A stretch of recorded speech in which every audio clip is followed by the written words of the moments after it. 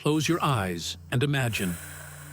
On the Aventine Hill, a night seeping through the deep cracks of time, restless flames dance with mystery around the marble altar. The sky is darkened with the ink of the immortals, the sole witness, a silver crescent moon. Prayers strike hearts in Diana's name. Holy huntress, archer who rends the night, see us. A wind, bearing the triumph of laurel and the sorrow of wormwood, whispers its secrets into the waters of the Tiber River. In the distance, a solitary bell tolls the morning of a lost age. But why have these rites been buried in silence? Why have Diana's sacred cries deafened the ears of history? Tonight, we will unravel the language of mysteries, every syllable trembling upon the altar, every secret hidden in the goddess's shadow. Diana held an unparalleled place in the hearts of the Roman people. On one hand, an agile huntress and protector of women. On the other, the embodiment of the moon's gentle, silvery light. Long before Rome claimed her, she was honored with respect by the Sabine tribes and Latin villages at springs and in remote forests. Under Hellenistic influence, the bow and torch of Artemis and symbols of virgin freedom were added to her attributes. Women in labor whispered prayers to Diana for a safe delivery. Girls coming of age traveled to Lake Nemi to cut a lock of their hair as an offering. Two great temples were Diana's earthly thrones. On the Aventine, where the marble altar gleamed in moonlight, the Vestal virgins held new moon purification rites. At Lake Nemi, in the mirror of Diana, Caligula's floating temple rose from the morning mist like a ghost. Her cult was carried out through special functionaries. The Vestal virgins, clad in coarse wool, carried water to the Aventine and performed new moon ceremonies. The Luperci Brotherhood, descendants of Romulus's first hunters, marched under the first quarter moon along the city walls with drums and flutes to rekindle Diana's primal power.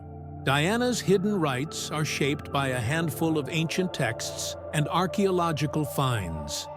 In Ovid's Metamorphoses, initiates wade into the waters of Lake Nemi up to their chests, repeating a 4-line hymn to open the gates of moonlight. In Pliny's Natural History, small bronze crescents inscribed Diana, unearthed from the Aventine Hill, are said to still exude the fragrance of sandalwood.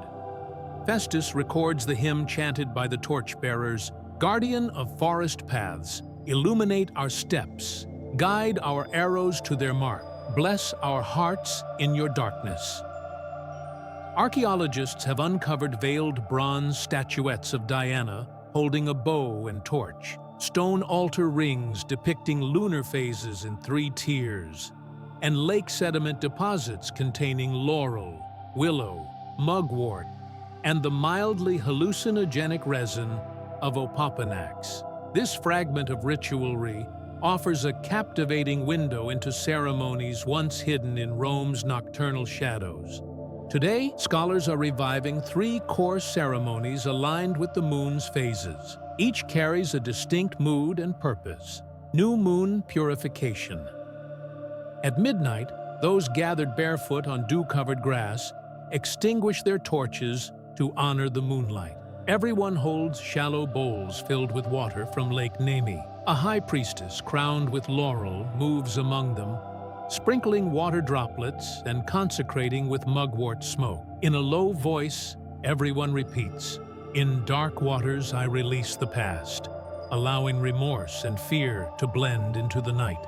A 4th century AD inscription even recounts that this ceremony restored speech to a woman named Cornelia after a prolonged illness.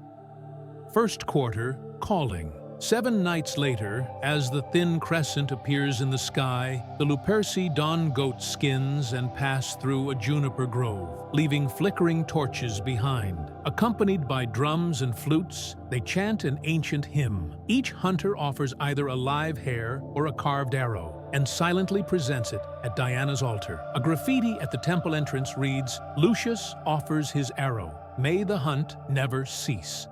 Full moon celebration. Under the bright light of the full moon, the high priestess in white carries a silver bowl of wine. Participants circle the altar 3 times, each drop of wine igniting an incense spark. At dawn, they track a deer through the sacred wood. At the ceremony's end, the deer's antlers are placed atop the altar. Blood and wine symbolize life and death, the apex of reverence to Diana as hunter and protector. These rites wove the lunar cycle into daily Roman life, allowing people to live by the moon rather than the sun. Though Diana's official cult faded by the 4th century AD, her moonlit legacy endured. In 12th century Gaul, Giraldus Cambrensis described women gathering by candlelight around stones engraved with crescent symbols. In the 20th century, Gerald Gardner's Wicca revived ancient patterns with new moon banishments and full moon gatherings. Today, yoga studios worldwide host full moon flow sessions under the night sky. Spiritual podcasts invite listeners to lunar meditation rites inspired by Diana's ancient ceremonies.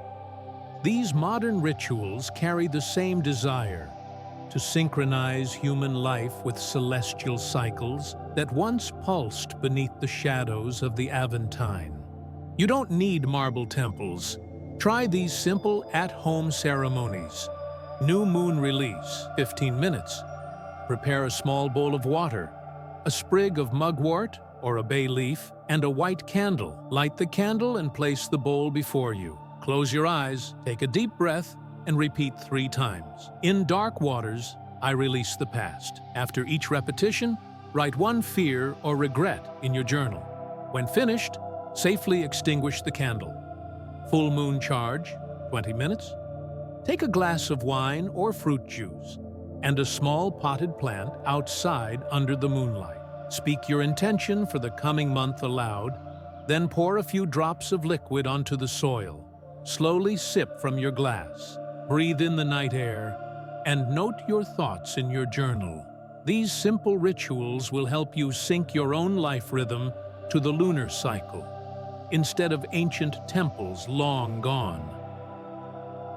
In this video, we traced Diana's path from the silent purifications on the Aventine to torchlit first quarter processions and dawn hunts. We explored the rituals that bound Rome to its lunar guardian. Which ceremony will you try under the crescent? Share your experiences in the comments.